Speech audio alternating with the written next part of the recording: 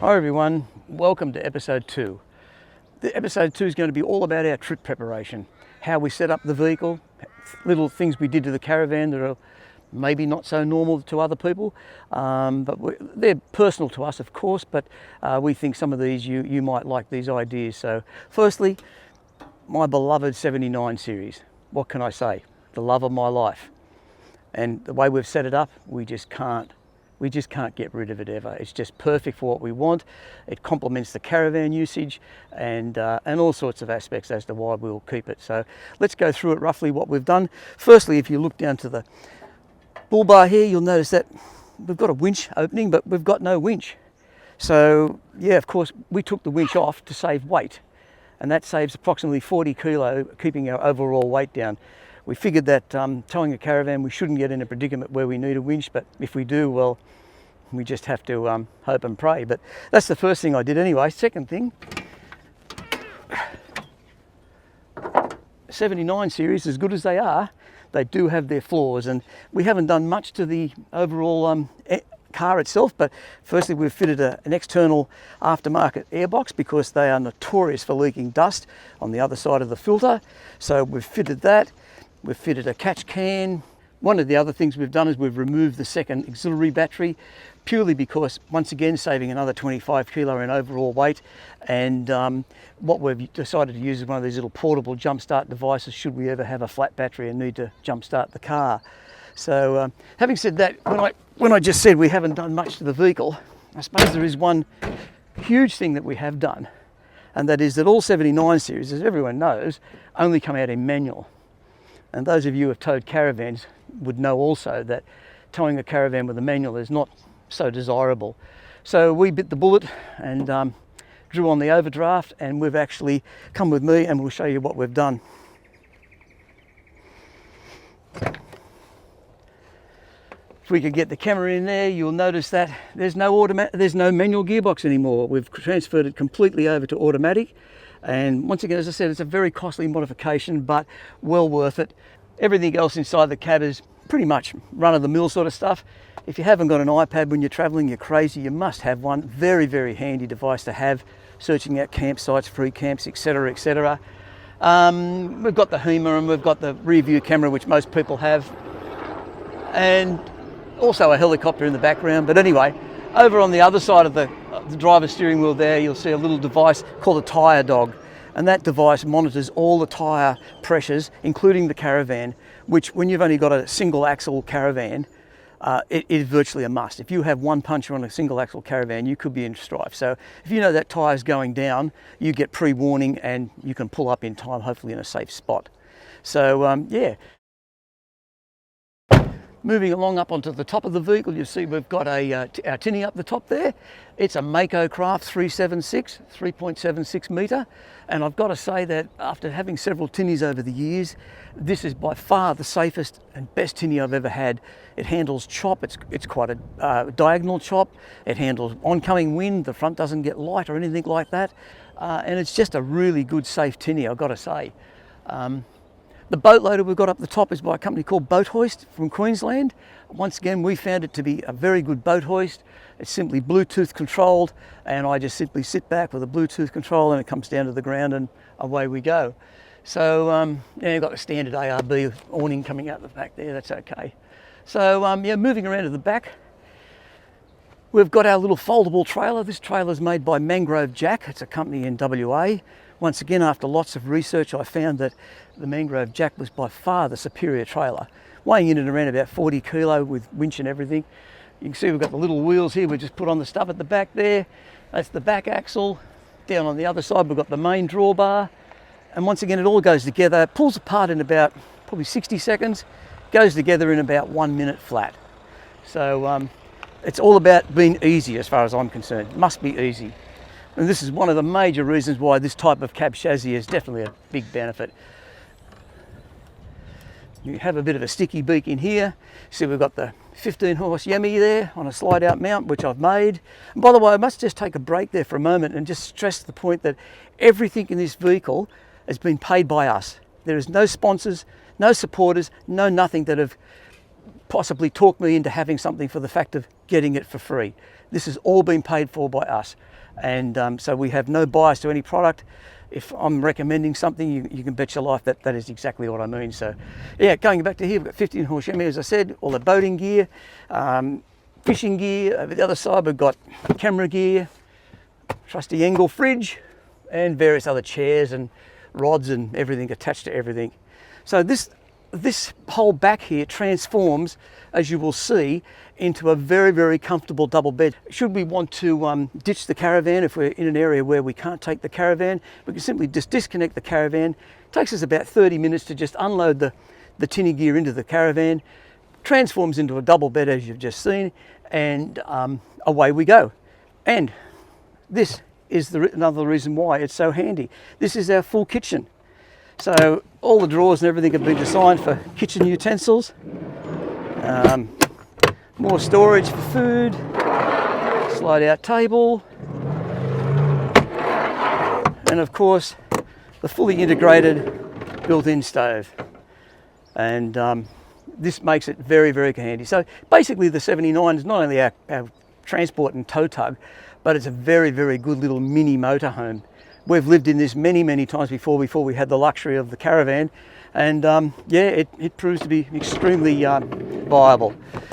Underneath the car, we've got a 130 litre water tank, and above on the top up here, we've got a 40 litre water tank, both separated so we can separate drinking and maybe not so cleaner water for just showering purposes. What else have we got? That's about it. All just handy little devices that are convenient.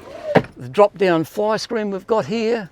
So when we sleep in the car, it does get a little bit stuffy, so we usually keep one door down and the fly screen just drops down. So that's all very, very good. And yeah, having said that, we'll just move around and let's just have a look at the other side of the car. You've now seen the kitchen side. On the other side, it's pretty much standard. 3 drawers here, all for storage. Once again, boating gear, miscellaneous stuff, any other stuff that we want to put in the drawers there. As I said, we've got the tinny slide out device here, which I actually made. I'll show you that later on in another episode, how cheap you can make a tinny, not the tinny loader, I should say the outboard motor loader. We'll show you how we made that up. Also got the airbed there if we need to, once again, to transform this into a bed. All the photographic gear. We've got hot and cold hot water service up the back here that we can heat up to have a hot shower when we're camping. Of course, this is obviously when we're away in the vehicle only, as I said before. Down in this corner here, we've got a full electronic system by Enerdrive.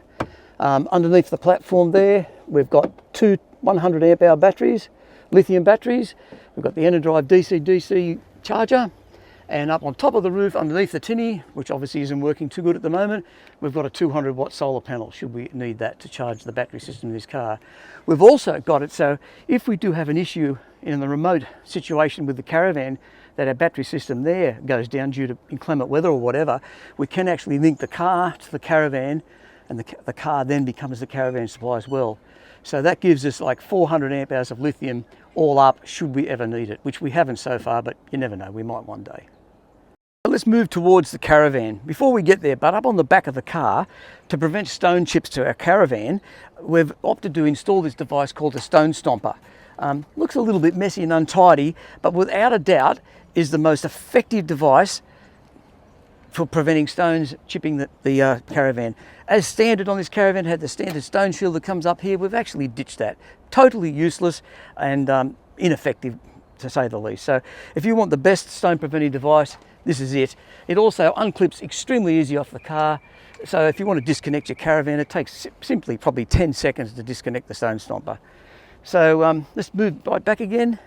Because we're lazy people, or at least I am anyway, I've installed our little tray in here to keep our Weber. And I must stress, but it is absolutely crucial that you don't fix mount this. If it's permanently mounted, the Weber is illegal to run off the caravan. But as you can see, we've got little wing nuts here, which we can simply just undo those very, very quickly. And the only reason we do those nuts up, to be honest with you, is for transportation purposes. When the device is in use, those nuts are all disconnected and taken off so that it's freestanding and throw away. So yeah, it just makes it nice and convenient to us. As you can see, just fitted. And yeah. Alrighty, so now the caravan, the actual caravan.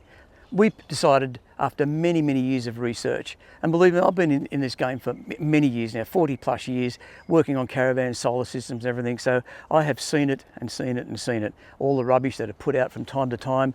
So when it came for us to pick a caravan, what did we pick? There's now hundreds more on the market than what there was years ago, primarily due to COVID. Every man and his dog wants to make a caravan now. So where do you go? Where do you turn to?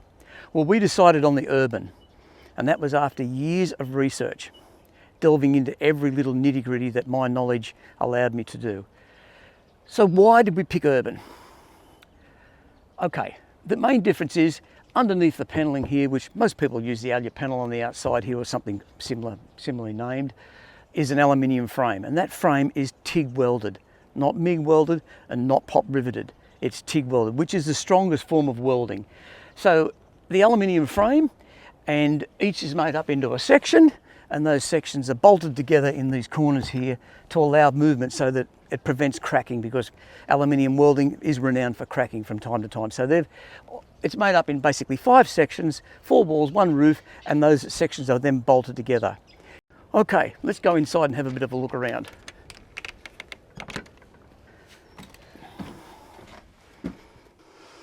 Okay, right, the inside. Oh, just before we get started, if you haven't seen this, it's a fixed door rather than a sliding door, as you can see, obviously. And I can tell you what, it's a great idea. They don't come off on dirt roads, they don't jump off the rollers. And if you haven't already thought about it, you should think about it. Okay, let's get into it. What's the difference between the vans? Pretty much all the same inside. We've got cabinet structure, which is all pretty good quality these days. We've got the sinks, we've got the stove tops, we've got fridges, we've got vents, we've got windows, and they're all made by third-party people. So they have nothing really to do with the quality of the build. But you might remember I said there was 2 reasons why we selected Urban. One being the aluminium frame, and the second is the wall structure. The walls are not constructed of typical plastic-coated plywood. And that plastic-coated plywood, let me tell you, if it does get wet, if your van happens to strike a leak sometime and it gets wet, that plastic just comes off in humongous big sheets. Hence, your van is just about destroyed. So this wall structure is made of fiberglass, and it's just a couple of mil thick. It's very light, ultra shiny, so it's just easy to clean. And it was basically the thing that clinched the deal for us to select Urban. It is a beautiful finish, and it is easy to maintain. Last but not least, as far as the inside of the van goes, when I say last but not least, I mean this is probably the most important thing you'll ever decide on your van. Underneath the bed here, we've got the power system for the van. This system I actually custom made myself, seeing I was in the business for 40 years prior to buying the caravan. I decided, well, who better to make the electronics up, so it was all custom made by myself. We have a 200 amp lithium, which I must admit we did think that might have been a little bit lean to start with, but after using the van for 3 to 4 months, living in it, free camping, the majority of the times we never had a single glitch. Not even on some bad days. It certainly hung over and we didn't have a problem at all. But we had the provision there if we needed to put another battery in, but it just wasn't necessary. We've got the 40 amp AC Enerdrive charger and the 40 amp DC, coupled with all the circuit breakers and associated components there to make the system safe. And basically it's a pretty simple basic system. We haven't gone with the inverter because we decided that, well, we never used a microwave or an aircon when we used to go camping in the tent, so let's just stick with it. So we opted out of the inverter, hence another reason why you don't need a bigger battery bank. But this system just works, and it's simple, based on the KISS principle of keep it simple, stupid. And just back up here, which I'll show you in a second. This is the ePro Plus, made by Enerdrive and to suit the system. And contrary to what it looks like, I know it looks small and pretty puny compared to some of the fancy fandangle systems we see in vans these days, but believe me, it tells me every single thing I need to know about the operation and the state of my power system. So what more could you need? Okay, that brings us to the end of this episode. I hope you've got some great benefit from it. If you do have any questions, however, please don't hesitate to leave your comments in the comments section and I'll get back to you as soon as possible. And once again, if you like what you see, please give us the thumbs up and click on the subscribe and notification buttons, and that way you'll be kept in touch with everything that's happening. See you next time.